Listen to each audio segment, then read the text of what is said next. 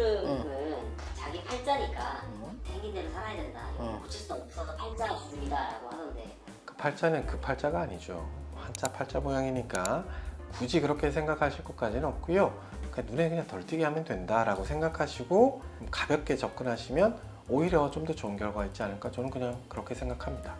그럼 팔자주름 이거는 왜 생기는 거예요? 한글로 된 명칭은 그냥 팔자주름 모양 때문에 이름을 그렇게 명명해 둔 거고요. 영어권에서는 네조레비얼 폴드라고 되어 있거든요. 코와 그리고 입술의 연장선이죠. 인중의 사이에 있는 폴드, 접혀 있는 공간이다 라는 의미이기 때문에 이건 주름은 아니죠.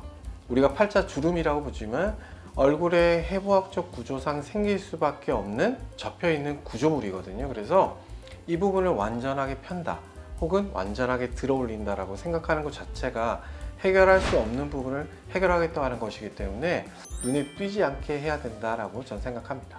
나이가 들면서 왜 깊어지는 거예요?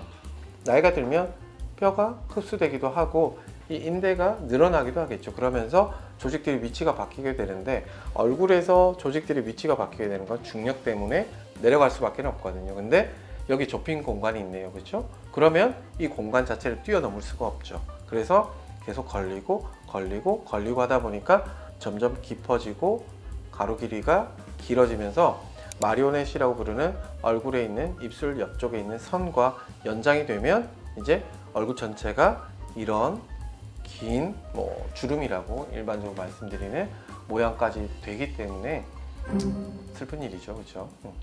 일반적으로 우리가 얘기하는 팔자주름, 다른 주름도 그렇지만 해결할 수 있는 가장 좋은 방법은 안면거상이라고 알려져 있는데요. 반은 맞고 이제 반은 틀린 얘기라기보다는 조금 다른 얘기가 될 수가 있는데요. 우선 맞는 얘기는, 그러니까 스마스의 길이를 줄이거나 스마스의 위치를 바꾸는 게 이제 안면거상인데, 그렇게 되면 당연히 여기에 영향하에 있었던 이제 조직들이 방향이 바뀌겠죠. 대부분은 우상방으로 바뀌게 될 텐데, 그렇게 되면 어떻게 되느냐? 주름이 보였던 폴드 자체의 면적이 좀 줄어들겠죠. 그러면 눈에 덜 띄게 되는데, 그럼 이게 해결할 수 있는 방법이냐? 사실 그렇진 않죠. 팔자 주름을 직접적으로 해결하는 방법이 아니라 주변 조직이 당겨지면서 눈에 덜 띄게 되는 방법이기 때문에 근본적으로 해결하는 방식은 아니고, 팔자 주름을 해결하기 위해서 안면 거상을 한다? 말 자체가 사실은 제가 봤을 때는 어떻게 보면 거짓말이다 라고 저는 그렇게도 환자분께는 말씀드립니다.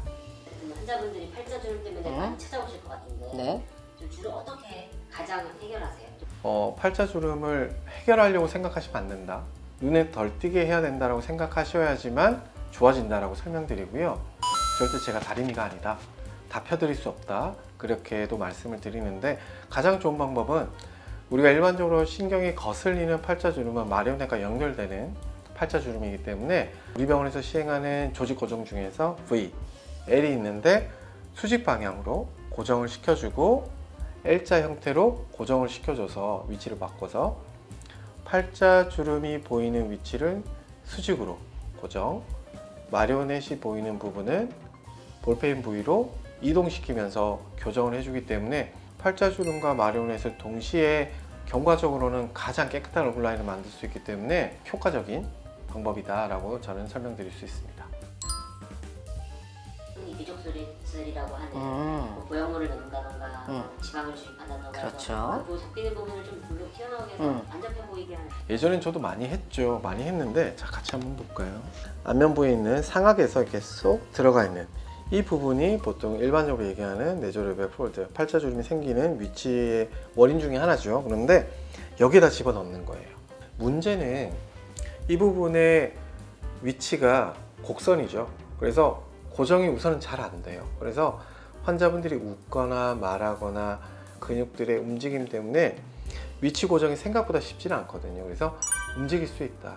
그리고 근육들의 움직임이 많으니까 어떻겠어요? 아프겠죠. 그래서 지금 여러 가지 원인들이 생겨서 빼시는 경우가 거의 한 30% 이상 되시거든요. 그런데 그러면 모양적으로는 어때요? 라고 이제 말씀하시면, 워낙 이게 심했던 분들은 튀어나가기만 해도 좋아하시죠. 그런데 단점이 하나가 있는 게 인중 부분도 같이 튀어나가겠죠. 그러면 좀 심한 분들은 유인원처럼 보이는 경우도 있고요.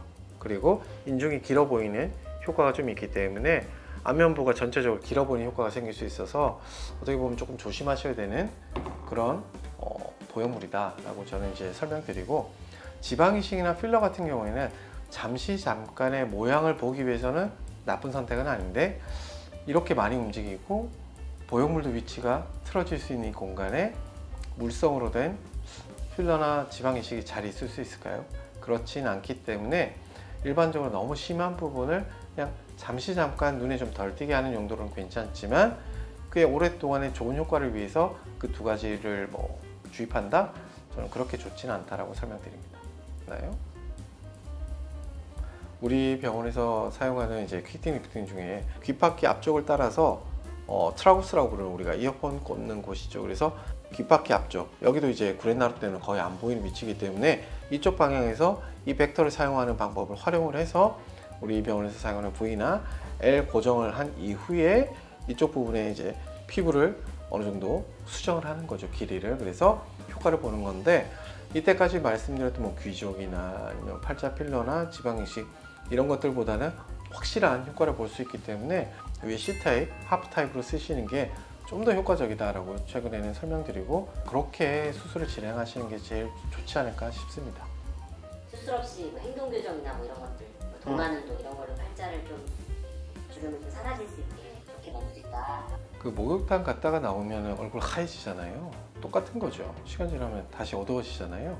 그러니까 일시적인 뭐 혈류 개선이나 이런 것 때문에 좀 덜해 보일 수 있거나, 아니면 딴 데가 부으니까 이게 안 보일 수도 있죠. 그래서 그런 효과 말고 이 폴드를 겨우 마사지로 해결한다? 뭐 그랬으면 뭐 뼈도 바꾸겠죠. 글쎄요. 그냥 하시는 게 나쁘진 않으니까 그냥 피부에 물이 안 가게 그냥 하시면 될 것 같습니다.